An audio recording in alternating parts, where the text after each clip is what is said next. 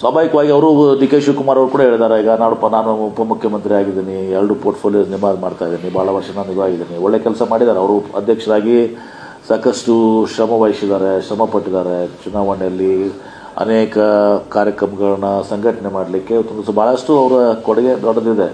ಭಾಳ ಕೆಲಸ ಮಾಡಿದ್ದಾರೆ, ಅವ್ರಿಗೆ 2 ಮಾತಿಲ್ಲ. ಈಗ ಇಟ್ ವಿಲ್ ಬಿ ಬರ್ಡನ್. ಮತ್ತು ನಮ್ಮಲ್ಲಿ ಯೂಶಲಿ 1 ಮ್ಯಾನ್ 1 ಪೋಸ್ಟ್ ಅಂತೇಳಿ ನಾವು ಇದು ಮಾಡ್ಕೊಂಡಿರ್ತೀವಿ.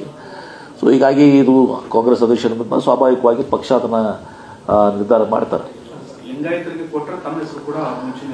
ನೋಡಿ, ನಾನಂತೂ ಕೇಳಿಲ್ಲ, ಪಕ್ಷ ನಿರ್ಧಾರ ಮಾಡ್ತದೇನು ಅದು ಪಕ್ಷದ ಚರ್ಚೆ ಮಾಡ್ತೀನಿ. ನಾನು ಇಲ್ಲೇ ಕೇಳ್ತೇನೆ, ಬಹಿರಂಗವಾಗಿ ಮಾತಾಡುವಂಥ ಸಬ್ಜೆಕ್ಟ್ ಅಲ್ಲ ಅದು. Thank you. ಮಾತು ಕೊಡ್ರಿ.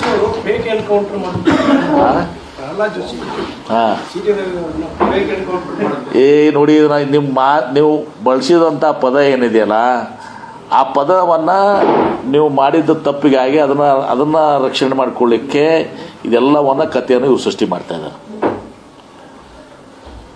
ಏನು ಇವ್ರು ಬಳಸಿದಂಥ ಪದ ಇದೆಯಲ್ಲ, ಅದು ಯಾರು ಕೂಡ ಜನ ಒಪ್ಪುವಂಥದ್ದಲ್ಲ. ಯಾವುದೇ ಸುಸಂಸ್ಕೃತ ಸಮಾಜ ಅದನ್ನು ಒಪ್ಪೋದಲ್ಲ. ಅದನ್ನು ಮಾಡಿದ್ದಕ್ಕೆ ಡಿಫೆಂಡ್ ಮಾಡಲಿಕ್ಕೆ ಇದೆಲ್ಲನೂ ಕೂಡ ಬ್ಯಾಕಪ್ ಪ್ಲ್ಯಾನ್, ಫೇಕ್ ಎನ್ಕೌಂಟ್ರು, ಅದು ಇದು ಸುಳ್ಳು ಇದನ್ನು ಮಾಡಿಕೊಂಡು ಸೃಷ್ಟಿಯನ್ನು ಇವರು ಧ್ವಂಸ ಮಾಡ್ತಾ ಇದ್ದಾರೆ. ಆದರೆ ಇದು ಯಾವುದು ಮಾಡಿದರೆ ಕೂಡ ಅದು ಆಗೋದಲ್ಲ. ಒಂದೇ ಒಂದು ದಾರಿ ಏನಾದರೂ ಇದ್ದರೆ ಅವರಿಗೆ ನೇರವಾದ ದಾರಿ. ನನ್ನ ಪ್ರಕಾರ, ನಾನು ವೈಯಕ್ತಿಕ, ನಾನು ಆ ಪದ ಬಳಸಿದ್ದೀನಿ, ನಾನು ಬಹಿರಂಗವಾಗಿ ಕ್ಷಮೆಯನ್ನು ಕೇಳ್ತೀನಿ ಅಂತ ಹೇಳಿದರೆ ಅದು ಅಲ್ಲಿಗೆ ಮುಕ್ತಾಯ ಆಗ್ತದೆ.